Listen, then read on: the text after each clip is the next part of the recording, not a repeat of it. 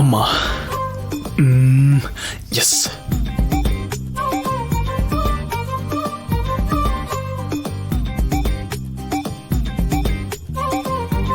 ಅಮ್ಮ, ಚಿಕ್ಕವರಿದ್ದಾಗ ಮಾವ ನಿನ್ ಜೊತೆ ಫ್ರೆಂಡ್ಲಿ ಆಗಿರ್ತಿದ್ರ? ತುಂಬಾ ಜವಾಬ್ದಾರಿಯಿಂದ ಇರ್ತಿದ್ದ ಕಣೋ. ನನ್ ಕಾಲಿಗೆ ಮುಳ್ಳು ಚುಚ್ಚಿದ್ರೆ ನನ್ಗಿಂತ ಜಾಸ್ತಿ ಅವನೇ ನೋವು ತಿಂತಾ ಇದ್ದ. ಓಹೋ, ಅಂದ್ರೆ ಚಿಕ್ಕ ವಯಸ್ಸಲ್ಲಿ ಮಾವನ್ಗೆ ಯಾವ್ದಾದ್ರು ಲವ್ ಸ್ಟೋರಿ ಇದೆಯಾ? ಏನೋ ಮಾತಾಡ್ತಾ ಇದ್ಯಾ? ನಮ್ಮಣ್ಣನ್ಗೆ ಪ್ರೀತಿ ಗೀತಿ ಇಂಥದ್ ಯಾವ್ದು ಇಷ್ಟ ಆಗಲ್ಲ. ಅವನ್ ಸಿನ್ಸಿಯಾರಿಟಿ ನೋಡಿ ನಮ್ಗೆ ಭಯ ಆಗ್ತಿತ್ತು.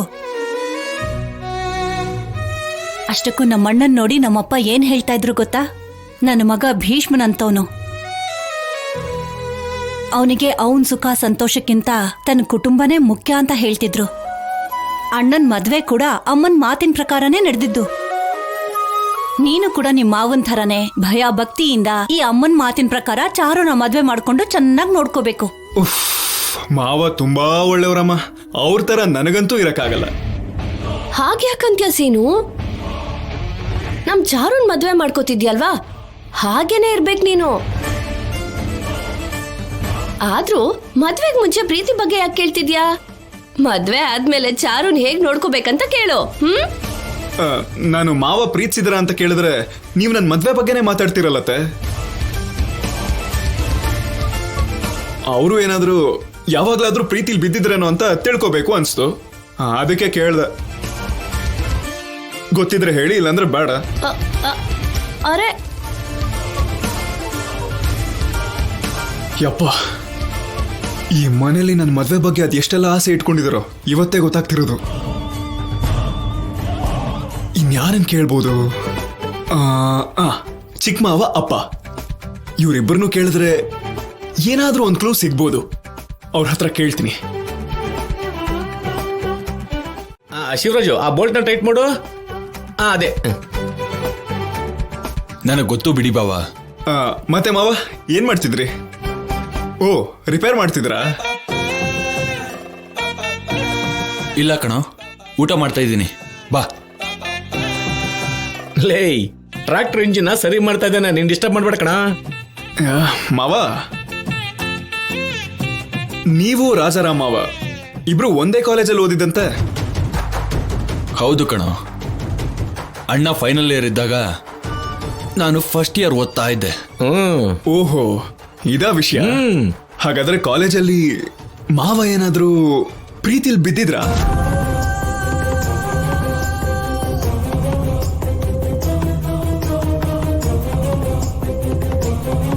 ಹೇಳಿ ಮಾವ. ಲೇ, ಅವ್ರ ಗ್ಲಾಮರ್ ನೋಡಿ ಯಾರಿಗಾದ್ರೂ ಅನುಮಾನ ಬರೋ ಸಹಜ ಕಣೋ. ಆ ಕಟ್ಔಟ್ ಆಗಿದೆ ಕಣೋ, ಹುಚ್ಚ.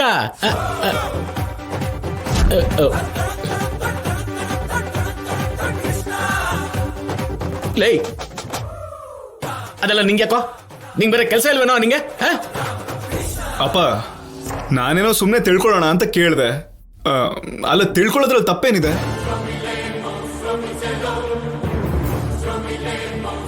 ಅದೇನಂದ್ರೆ ಆಗಿನ ಲವ್ ಸ್ಟೋರಿಗಳು ಸಖತ್ ಇಂಟ್ರೆಸ್ಟಿಂಗ್ ಆಗಿರುತ್ತೆ ಅಂತ ನನ್ನ ಸ್ನೇಹಿತ ಒಬ್ಬ ಹೇಳಿದ.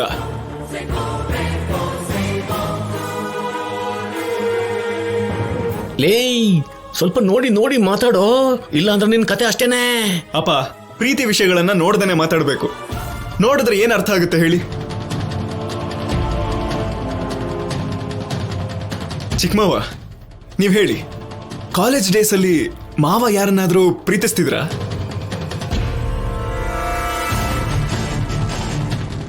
ಸೀನು, ಇವನೇನೆ ಪಾರ್ವತಿ, ಅಣ್ಣ ಬಂದಿದ್ದಾನೆ ಅಂತಾನು ನೋಡ್ದೆ.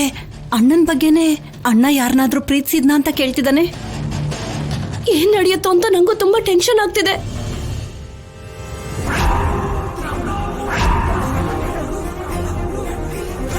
ಸೀನು, ಅಯ್ಯೋ, ಸೀನು ತನ್ನ ಪ್ರೀತಿ ಬಗ್ಗೆ ಹೇಳ್ಬೇಕು ಅಂತ ಹೀಗೆಲ್ಲ ಮಾತಾಡ್ತಿದ್ದಾನೆ. ಇವರು ಅವನ ಹಿಂದೆನೆ ನಿಂತಿದ್ದಾರೆ. ಇವ್ ನೋಡ್ತಾ ಇಲ್ವೇ? ಆ ವಿಷಯ ಎಲ್ಲ ಬೇಕಾ ಇವಾಗ? ಹೋಗು, ಹೋಗ್ ಕೆಲಸ ನೋಡ್ಕೋ. ಹೋಗು ಹೋಗು. ಲೋ, ನಾನು ಟ್ರ್ಯಾಕ್ಟರ್ ರಿಪೇರಿ ಮಾಡ್ಬೇಕು. ಅದೇನ್ ಗೊತ್ತಾ ಮಾವ, ದೊಡ್ಡ ಮಾವನ್ಗಿರೋ ಗ್ಲಾಮರ್ಗೆ ಅಬ್ಬಬ್ಬಾ ಅಂದ್ರೂ ಒಂದಿಬ್ರು ಮೂರು ಜನ ಹಿಂದೆ ಬಿದ್ದಿರ್ತಾರೆ.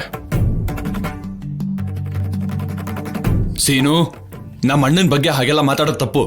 ನೀನ್ ಒಳಗಡೆ ಹೋಗು. ಹೌದು ಬಿಡಿ, ಲವ್ ಅನ್ನೋದನ್ನ ಎಲ್ರಿಗೂ ಹೇಳ್ಬಿಟ್ಟ ಮಾಡಕ್ಕಾಗತ್ತೆ.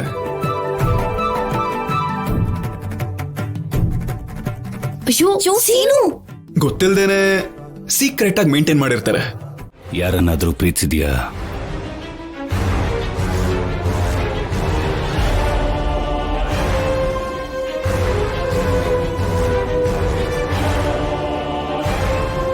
ಇಲ್ಲ ಮಾವ.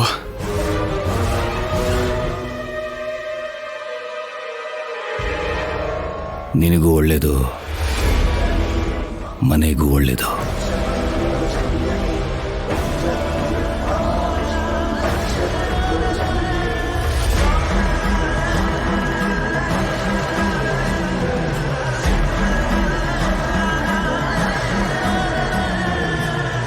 ಲೋ, ನಿನ್ ಟೈಮ್ ಚೆನ್ನಾಗಿದೆ ಕಣೋ. ಅಣ್ಣ ಏನು ಹೇಳಲಿಲ್ಲ. ಇಂಥದನ್ನೆಲ್ಲ ತಿಳ್ಕೊಳ್ಳೋ ಬದಲು ಚಾರು ಬಗ್ಗೆ ತಿಳ್ಕೊಬೋದಲ್ಲ. ನಿಜವಾಗ್ಲೂ ನೀನ್ ತುಂಬಾ ಅದೃಷ್ಟವಂತ ಕಣೋ. ನಿನ್ಮೇಲಿನ ಪ್ರೀತಿಗೆ ಚಾರು ಮದ್ವೆಗ್ ಮುಂಚೆನೆ ಈ ಮನೆಗ್ ಬಂದಿದ್ದಾಳೆ.